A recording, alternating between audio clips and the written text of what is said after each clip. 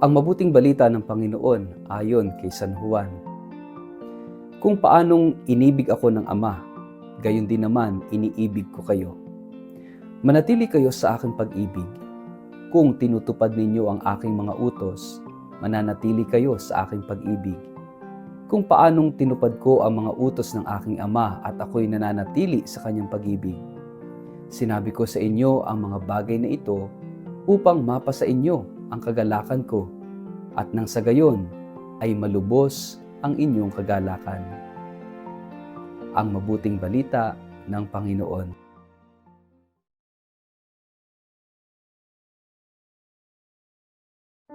Kung paanong iniibig ako ng Ama, gayon din naman iniibig ko kayo. Manatili kayo sa aking pag-ibig. Ito'y sinabi ko na sa inyo upang ang aking kagalakan ay mapa sa inyo at malubos ang inyong kagalakan.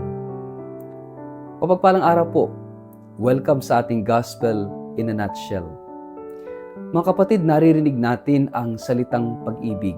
Madalas ang pumapasok sa isip natin ay damdamin, romansa, kilig o lambing. Ngunit sa Ebanghelyo ngayon, inilalagay tayo ni Jesus sa isang mas malalim na pag-unawa. Ang pag-ibig ay hindi lamang damdamin. Ito'y pananatili. Ito ay desisyon. Ito ay misyon. Ang sabi niya, manatili kayo sa aking pag-ibig.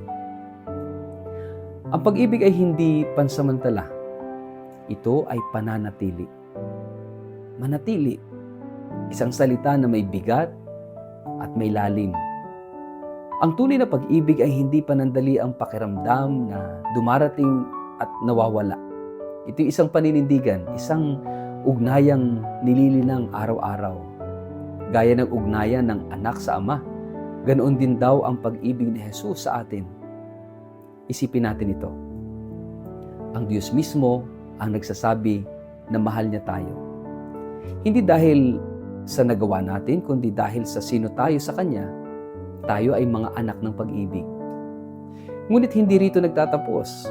Ang tanong ni Jesus, mananatili ka ba sa pag-ibig ko? Hindi lang ito pagtanggap ng pag-ibig, ito'y pananatili sa direksyon ng pag-ibig. Kahit mahirap, kahit masakit, kahit hindi naintindihan ng iba. Pangalawa, yung pananatili sa pag-ibig ay pananatili sa kalooban ng Diyos. Sabi ni Jesus, kung tinutupad ninyo ang aking mga utos, mananatili kayo sa aking pag-ibig. Hindi niya ito sinasabi upang tayo kontrolin, kundi upang tayo gabayan. Dahil ang mga utos ng Diyos ay mga direksyon ng pag-ibig, hindi mga hadlang sa kalayaan. Sa totoo lang, maraming beses ay inaakala natin na ang pagsunod sa Diyos ay nakakabawas sa kaligayahan. Pero ito ang misteryo ng Ebanghelyo. Ang tunay na kaligayahan ay hindi nakukuha sa paggawa ng gusto mo, kundi sa paggawa ng tama kahit hindi madali. Sa paggawa kung ano ang gusto ng Diyos. Kaya magandang tanungin natin ang ating sarili, saan ko hinahanap ang kaligayahan? Maraming tao, yung buong buhay niya ay paghahanap ng ligaya. Sa tagumpay, sa relasyon, sa pagkilala ng iba. Ngunit kahit narating na ang lahat, bakit may kulang pa rin? Ang sagot ni Jesus, ito'y sinabi ko upang ang aking kagalakan ay mapa sa inyo at malubos ang inyong kagalakan. Ang kagalakan ni Kristo ay hindi gaya ng kaligayahang ibinibigay ng mundo. Ito ay kagalakan ng taong tapat sa kalooban ng Diyos. Kagalakan ng taong nakaugat sa pag-ibig, hindi sa takot. Kagalakan ng taong kahit umiiyak, alam niyang may saysay ang kanyang sakit. Ito ang uri ng ligaya na hindi nawawala kahit may problema. Ito yung kagalakang hindi madaling masira dahil ito'y nakaugat sa pag-ibig ng Diyos na hindi nagbabago. Kaya nga ito yung panawagan sa ating lahat. Yung mamuhay tayo sa pag-ibig na may kagalakan.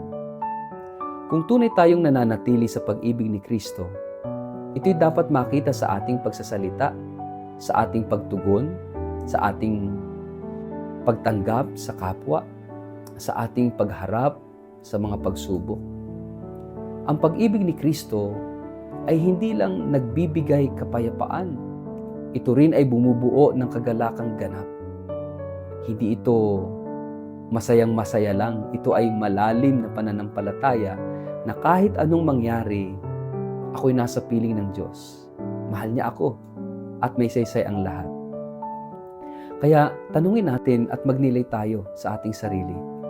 Ako ba'y tunay na nananatili sa pag-ibig ni Kristo sa aking araw-araw na buhay? O ako ba ay nananatili lamang sa sarili kong damdamin, sa galit, sa tampo, sa inggit? Sa anong bahagi ng buhay ko, ako tinatawag ni Jesus na manumbalik sa kanyang pag-ibig upang maranasan muli ang kagalakan. Manalangin tayo. Sa ngalan ng Ama, ng Anak at ng Espiritu Santo. Amen. Panginoong Jesus, salamat sa iyong walang hanggang pag-ibig. Sa mundo ng pagkakahiwa-hiwalay at takot, ikaw ang nagpapaalala na may pag-ibig na hindi nagbabago. Turuan mo akong manatili sa iyo, hindi lamang sa panahon ng kaginhawahan, kundi lalo na sa oras ng pagsubok. Alisin mo ang anumang pumipigil sa puso kong mahalin ka ng buo.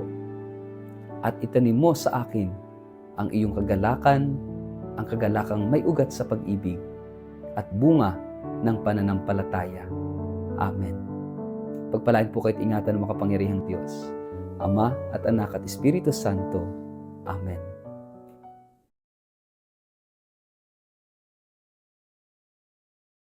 Mga minamahal kong kapatid sa pananampalataya, inaanyayahan ko po kayo sa isang biyayang paglalakbay ng pananampalataya, isang pilgrimage sa Eastern Europe na gaganapin mula October 4 hanggang October 21 sa taong ito, na sasaklaw sa 8 kahangahangang bansa, sa Switzerland, Liechtenstein, Germany, Austria, Czech Republic, Slovakia, Hungary at Poland.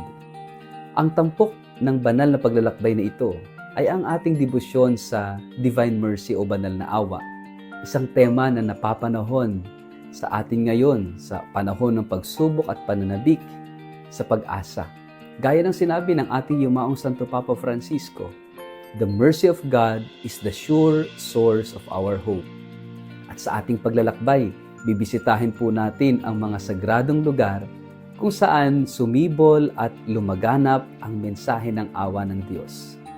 Bibigyan din natin ang Poland, ang bansang sinilangan ni Saint Faustina Kowalska at Saint John Paul II, mga tagapagdala ng mensahe ng banal na awa sa buong mundo. Ito hindi lamang isang biyaheng panlabas, kundi higit sa lahat, isang panloob na paglakbay ng puso. Isang pagkakataong mapalalim ang ating pananampalataya. Maranasan ang kagandahan ng simbahang Katolika sa Europa at muling pag-alabin ang ating pag-asa. Para po sa mga interesadong sumama sa akin, maaaring makipag-ugnayan kay Toby sa numerong 0917-317-4536 o magpadala ng email sa inquiry@tobiahe.com. Magsama-sama po tayo sa isang paglalakbay ng panalangin, kultura at biyaya. Huwag palampasin ang pagkakataong ito na muling matuklasan ang Diyos na buhay, maawain at laging nag-aanyaya. Halina po kayo, maglakbay tayo kasama ang banal na awa, patungo sa mas matibay na pag-asa.